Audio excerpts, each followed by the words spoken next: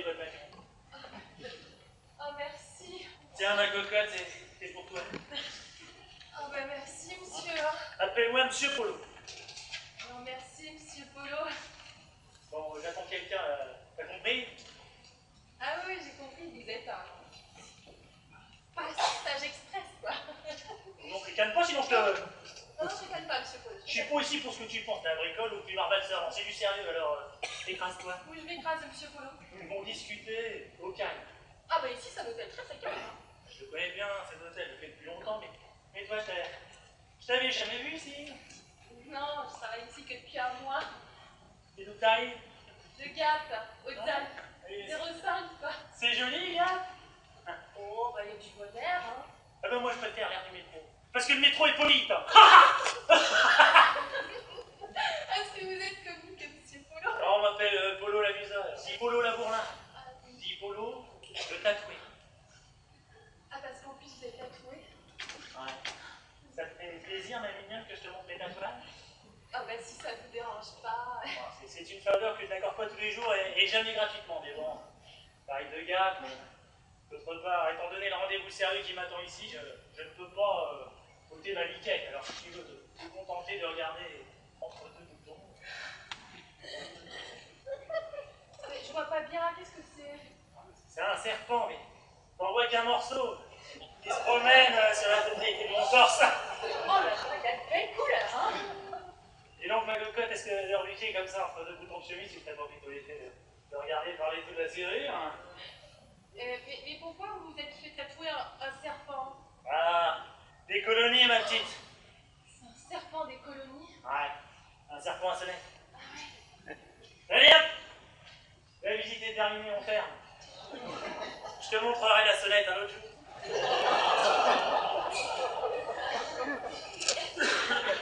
Et vous faites quoi comme travail, monsieur Polo? Oh, j'ai une petite entreprise de jeunes filles qui travaillent pour moi. Genre, impresario. Moi, c'est comment ton nom? Loulou. C'est tarte, Loulou. Tu pourrais t'appeler Josiane. Mais pourquoi? Arrête de demander pourquoi. Mais pourquoi? Faut pas demander pourquoi. Ah.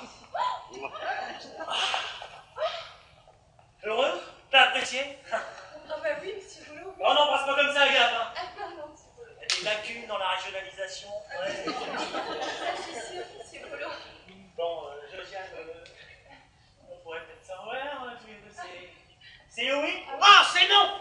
Et vous allez lui foutre la paix à ma soubrette, hein, monsieur Polo? Sinon, vous allez vous faire réparer vos quatre dents en or! Mais vous énervez pas, monsieur Adrien, c'est mauvais pour vos artères. On cause ensemble, quoi, c'est pas vrai, Josiane? Josiane! Bah oui, on parlait de serpent de Oh, colonies. mais bon, allez plutôt me faire la nénuphar, tiens! Allez, vite! Allez, disparaissez! Oh là là, joli gagné. Oh, fichez-lui la paix, vous! Chasse gardée. Excusez-moi, monsieur Adrien, excusez-moi. Oh, vous voyez mal partout, monsieur Polo, c'est une petite innocente. Puis d'abord, qu'est-ce que vous faites là? J'ai rendez-vous avec quelqu'un du monde chic. Je vais entreprendre un travail intellectuel. Vous me faites peur. Je vais devenir écrivain. Vous, écrivain? Oui, ouais, pourquoi pas moi? Tous les truands, les durs, les barbouzes, les marbouses écrivent. Si Fred m'était compté, mes abonnements à Cayenne, montre-moi tes menottes, je te dirai si t'en croques. Ah, alors moi je me suis dit, Polo, t'es pas plus l'un qu'un autre. Ton expérience du milieu, les bas de taf, tes compteurs sur les tous les soirs. Bah tout ça, c'est du grand dame. C'est pas bête. Je vous remercie, monsieur Adrien, de votre approbation, j'en suis très fier, parce que je sais que vous aimez les livres. Ah bah, lire, c'est rien, mais écrire, c'est qu'il faut savoir le tenir, le porte-plume. Et malgré le respect que je vous dois, Malgré le respect que je vous dois, mais figurez-vous, monsieur Adrien, les bouquins en question, c'est pour les truands qui les écrivent, c'est des spécialistes du stylo qui mettent de l'orthographe dans les racontards. oh bah alors. Alors, je me suis donc mis en chasse, figurez-vous, qu'un habitué de la Grande Monique est un impresario littéraire. Il a tout de suite sauté sur l'affaire. J'ai ce qu'il vous faut qui me dit, monsieur Polo, du super luxe, un très grand nom de la littérature française, les jours d'honneur, etc. Pas pour une tarte de bois. Oh, formidable. Alors, un seul fait de vin, trouver un lieu de rencontre discret pour travailler. Je me creuse. Et je trouve Ici. Voilà. Oh bah, je vais préparer le champagne. On verra.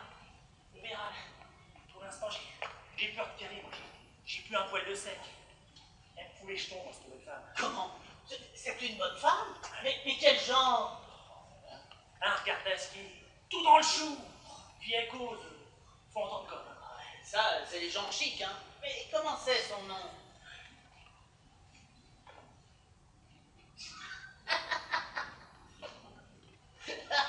Oh non, non, non, vous me charriez, monsieur Polo, Christina de Saint-Bœuf, non mais... Oui, Christina de Saint-Bœuf, c'est ma co-auteure, je l'attends. Non. Christina de Saint-Bœuf?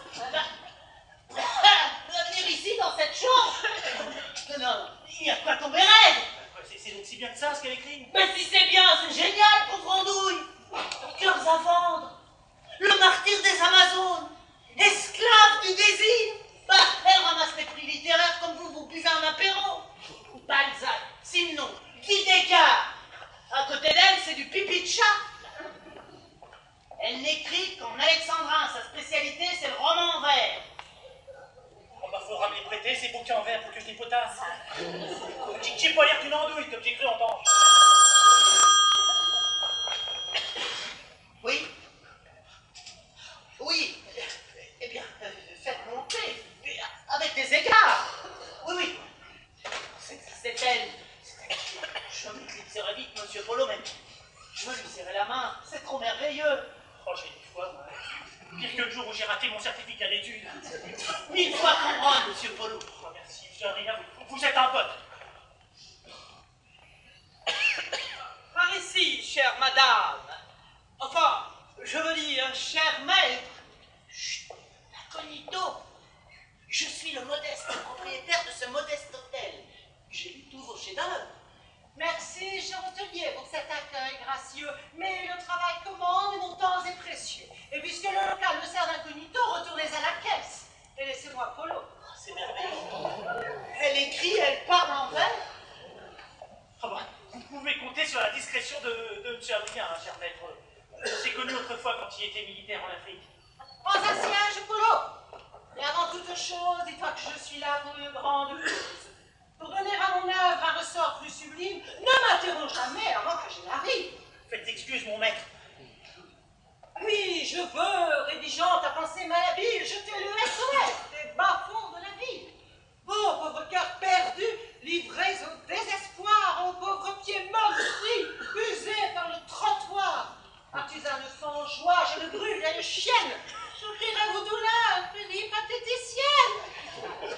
Oh, bah, c'est comme vous voudrez. Hein. Ah, mais qu'est-ce que vous posez bien, moi, je me régale.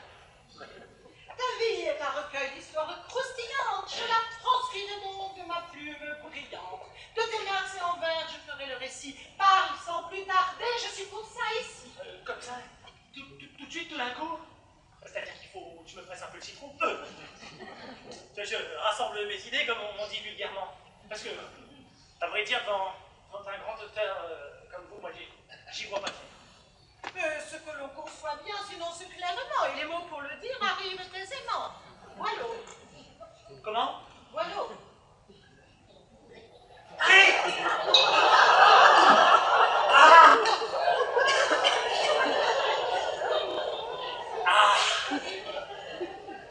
J'ai la gorge tellement sèche, forcément c'est l'émotion.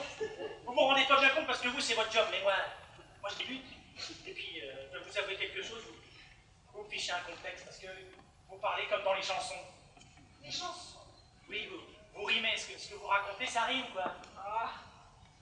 Que j'harangue les dieux, que j'achète du pain, je dis tout en rimant et en alexandrin. Un vers c'est concentré, puis ça nous oblige à ne pas plus parler que la pensée n'existe. Ah bah ça c'est vrai, cher maître. Dans la vie, on jacte trop. Ouais, quand une de mes filles veut me balancer des bobards pour gagner du temps, je lui dis tout de suite ta gueule. C'est pas bien ça? Ah, tout à fait. Ta gueule donc. Commençons. Cher enfant, vos parents étaient-ils tarés, pourris, truands? Ah ça y est, j'y suis. Ah je me reconnais. Je me disais, j'ai déjà vu cette tête-là quelque part. Il y avait votre photo la semaine dernière dans Jour de France. Vous, toute seule, sur une grande page en couleur, là, assise, dans votre bel appartement. C'est bien vous, hein? Ah, mais cette photo me suivra aux enfers. Polo, dans la plaie, tu me tournes le fer. Pour gagner l'argent de la publicité, j'ai exposé mon âme à toute la cité. Dans mon salon empire, j'ai posé l'air serein, un verre près des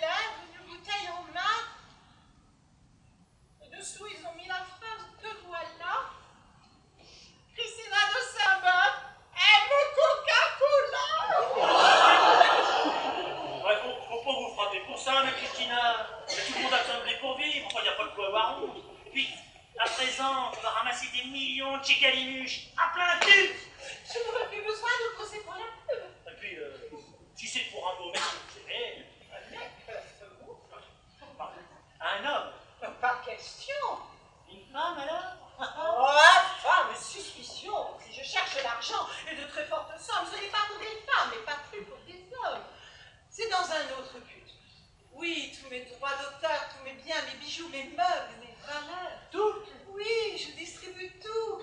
Tout ce qui est à moi pour faire un catéchisme imprimé en chinois. Folie, mais ça n'a pas de sens, là, pourquoi vous faites ça? Enfin bon, vous crevez de chinois versifié, vous posez pour la pub et vous balancez tous les bénéfices chez les curés chinois, mais enfin, c'est de la folie, pourquoi vous faites ça? Ma vie a son secret, mon âme a son mystère. J'ai été élevée dans un milieu austère. Paul Claudel m'a porté sur les fonds baptismaux. Mauriac venait chez nous, c'était tonton Momo. Alors, les soupirs d'une jeunesse vaine, je les ai refoulés dans une âme rebelle. Et ne voulant céder à des désirs lubriques, j'ai cuirassé mon corps d'un corset catholique. Pour m'isoler d'un monde où seul vit ses rois, j'ai surtout étouffé la femme qui est en moi. Je refusais ainsi la grâce et le charme. Je traverse la vie d'un grand pas de gendarme. Oui, mon corps est intact. Et je lutte et je prie pour refouler en moi une vierge qui crie. Quoi? Vous êtes vierge? Encore? Ça alors? Je vous fais drôlement pareil de vous retenir, pas qu'à des jours. C'est pas pour vous flatter, mais vous avez certainement un tempérament de feu.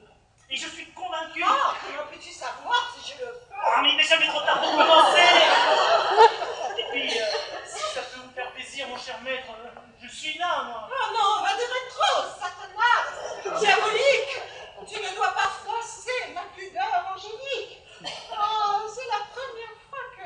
Oh, excusez-moi, hein, cette chambre d'hôtel, si close, proumez-moi. Oh, soudain, je vois ma vie, c'est un désert vide. Je ne suis qu'un fruit sec, un grand auteur tout vide. Ça y est, elle craque devant l'homme. Et vous faire confiance à Polo. C'est la bourlingue. Dis le serpent. La bourlingue, je comprends, mais pourquoi le serpent? Ben voilà pourquoi j'ai le torse entièrement tatoué d'un serpent à sonnette.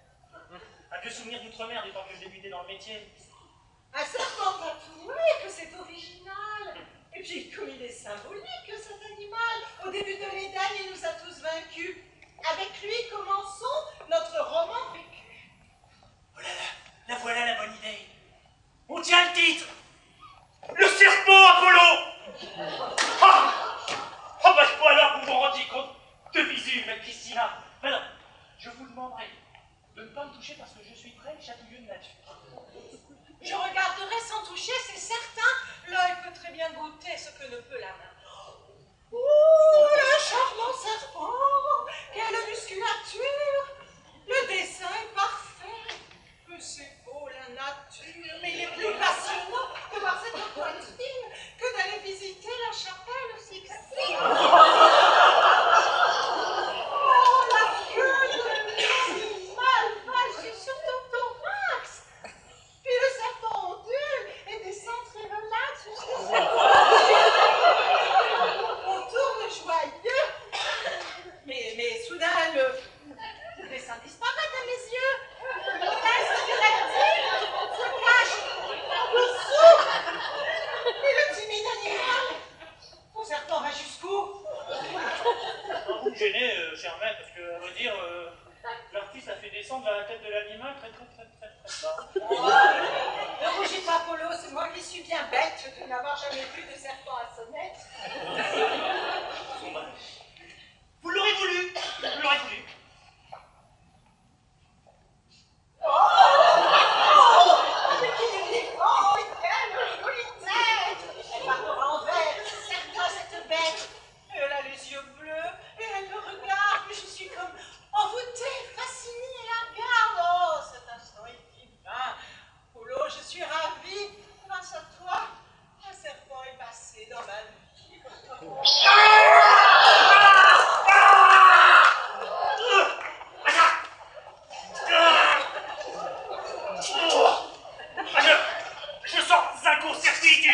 jusqu'aux bronches. Ah, quel aradam soudain se produit dans ma tronche. J'ai envie de rimer. Ça y est, j'ai pris ta lyre. Et moi aussi, en vers, je vais pouvoir écrire. Tes lèvres m'ont baisé. Un miracle est venu. Tes lèvres ont vacciné un poète de plus. À nous, tous les succès et les prix littéraires, car nous serons les seuls à écrire sur terre. Les seuls, mais comment les seuls? Oui, par sécurité, je vais faire foutre en l'air toutes les célébrités. Pour laver le marché, tuons la concurrence. Pour régner, sulfatons tous les auteurs de France. J'ai des amis pour ça. Avec un peu de fric, ils nous déclineront les rois de la police. Oh, Polo. Cri-cri, corps et nos rimes, nous serons des auteurs et des amants intimes. Vite, travaillons. Ah, ton désir m'est farouche, hein, donne-moi du temps. Donne-moi ta bouche. Oh, mais mon esprit divague, donne-moi une seconde. Oui, je te veux. Oh, vous suis pas là, je compte. Tu es vierge, je sais. Tu es vierge, je sais, mais vos femmes bien nées, le violeur n'attend pas le nombre des années. Ah, mais quel trouble soudain me pénètre le vide. Chaque fois que tes lèvres me touchent, il me semble que mon esprit devient de plus en plus brouillardeux. Ah, mais je ne trouve pas la rime. Depuis que tu m'as baisé la bouche, mon souffle artistique semble s'affaiblir. Mais ça fait pas 12 pieds, Polo, qu'est-ce qui m'arrive? Comme pour Adam et Ève, un serpent nous truande. Ton génie poétique est passé dans ma viande. Mais je parle en prose maintenant, ma carrière est brisée. Tu m'as vidé, Polo, tu es un vampire littéraire. Tu m'as asséché de toutes mes rimes riches. Et que vais-je devenir? Une femme, ma biche. Je ferai le récit de ta chute et en vers. Je gagnerai la gloire en un rang de transfert. Je donnerai tout. Tout ce qui est à moi pour ton cher catéchisme imprimé chez moi. Mais où trouver l'argent pour m'assurer d'écrire? Comment vivre au confort tout en grattant ma ligne? C'est mon idée, Polo. Car pour toi, dès ce